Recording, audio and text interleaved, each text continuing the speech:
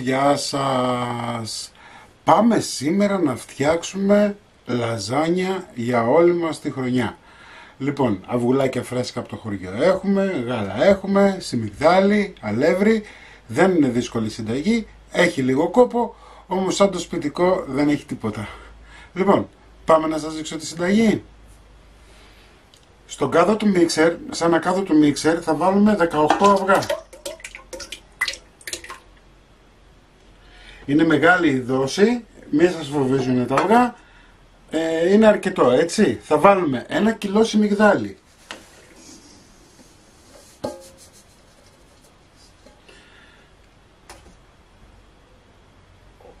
800 γραμμάρια αλεύρι κίτρινο σταρένιο, έτσι. Είναι αυτό που φτιάχνουμε ψωμί.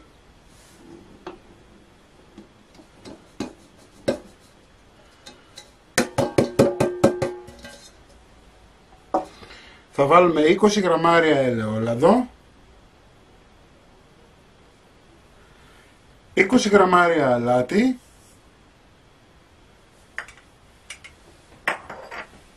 και θα αρχίσουμε το ζύμωμα.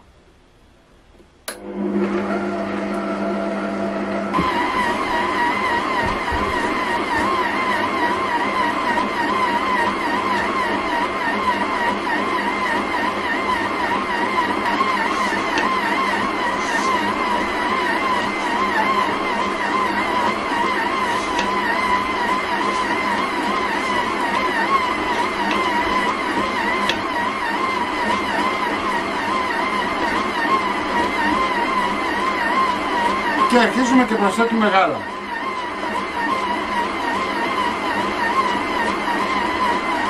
Είτε αγελαδινό, είτε κατσικίσιο, ό,τι έχετε. Αν είστε στο χωριό, από κατσικούλες είναι μια χαρά.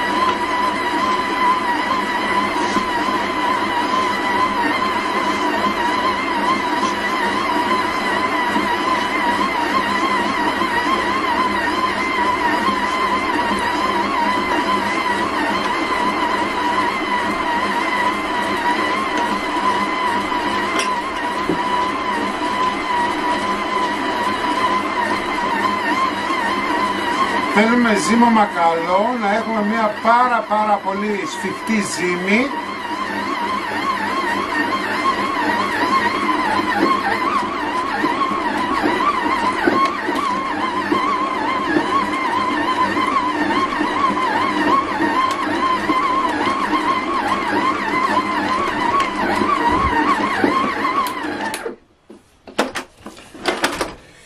Σε αυτό το σημείο θα βάλουμε...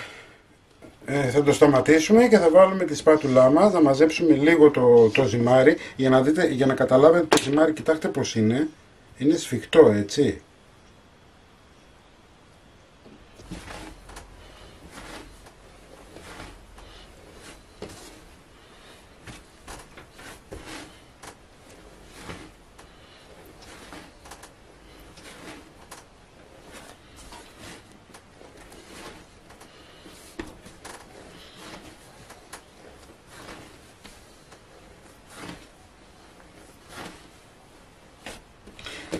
Λοιπόν, και τώρα θα το κόψουμε 300 γραμμάρια το κάθε κομμάτι και θα το βάλουμε σε μεμβράνη. Έτσι, θα το αφήσετε τουλάχιστον μισή ώρα να ξεκουραστεί και μετά θα συνεχίσουμε τη διαδικασία. Σας είπα, έχω χωρίσει σε 300 γραμμάρια το κάθε ζυμαράκι και το έχω βάλει σε μεμβράνη γιατί δεν θέλω να μου στεγνώνει. Παίρνω ένα από τα ζυμάρια, το απλώνω λιγάκι και το κόβω στη μέση. Εντάξει, ρίχνω στον πάγκο μου λίγο σιμιγδάλι και ξεκινάμε τη διαδικασία.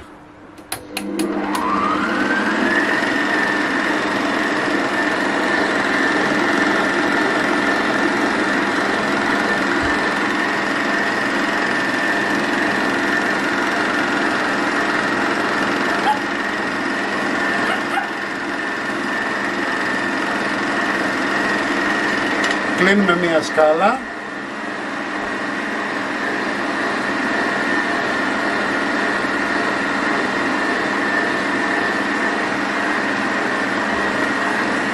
Πάντα ακουμπάμε σε σιμιγδάλι για να μην μας κολλάει.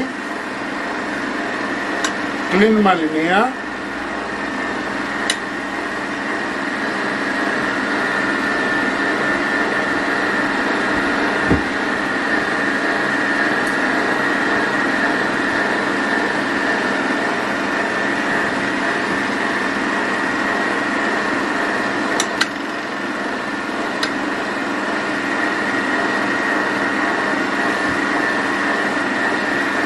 Και περνάμε και την τελευταία.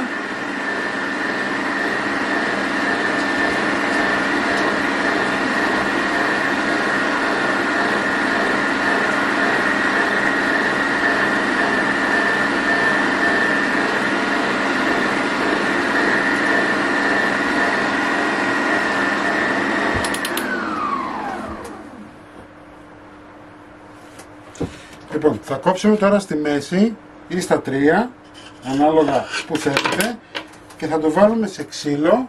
Θα σας δείξω τώρα. Θέλουμε να στεγνώσει για να μπορέσουμε να το κόψουμε, για να μπορέσει μετά να γίνει το λαζάνι.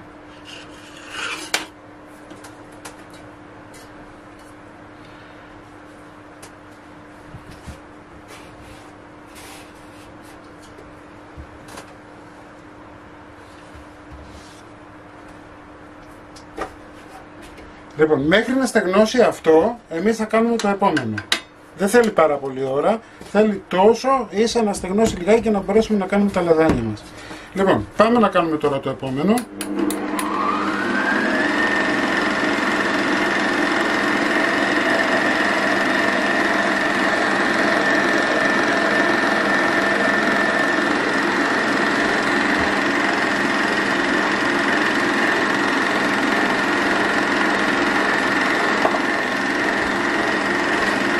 Πάντα στον πάγκο μας λίγο σιμιγδαλάκι.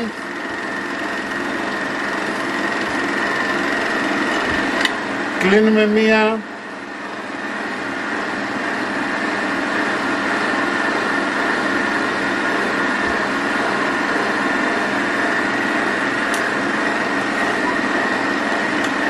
Άλλη μία. Εμένα έχει 4 σκάλες.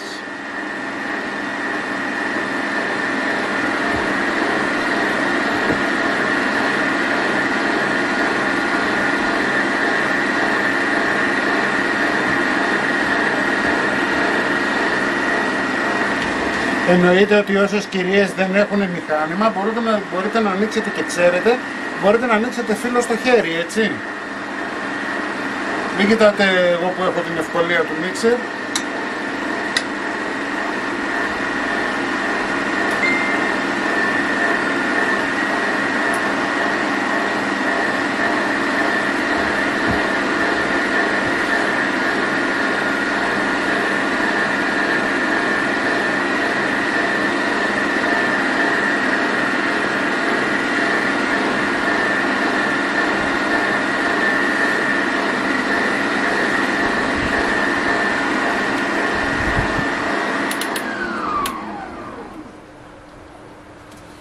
Λοιπόν, κλείνουμε. Θα το κόψουμε, όπως σας είπα, σε 3 ίσα μέρη.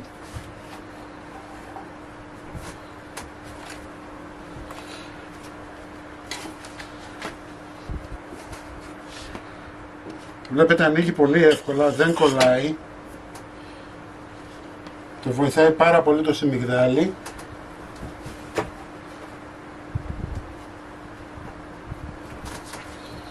Λοιπόν, θα πάρουμε τώρα ένα, βλέπετε, και πάμε να το φτιάξουμε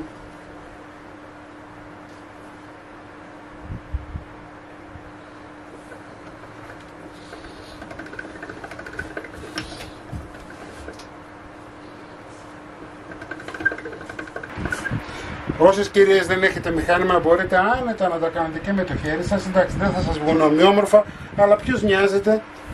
Σημασία έχει ότι είναι σπιτικό.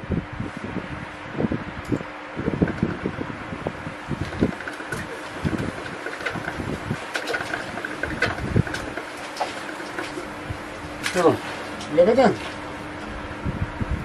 Θα τα αφήσετε τουλάχιστον 24 ώρες να στεγνώσουν, έτσι, και μετά θα τα αποθηκεύσετε είτε σε μαξιλαροθήκη είτε σε κάποιο πανάκι.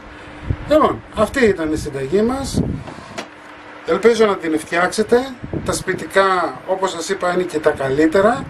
Μην ξεχνάτε να κάνετε κοινοποίησεις στα βίντεό μας. Οτιδήποτε χρειάζεστε να έρθετε στην ομάδα μας στο Facebook. Να κάνετε γραφούλα στο κανάλι μας γιατί είναι δωρεάν, και τη συνταγή θα την βάλω στο www.magirikesapolauses.gr. Να είσαστε καλά και θα τα πούμε με ένα επόμενο βίντεο. Γεια και χαρά σας.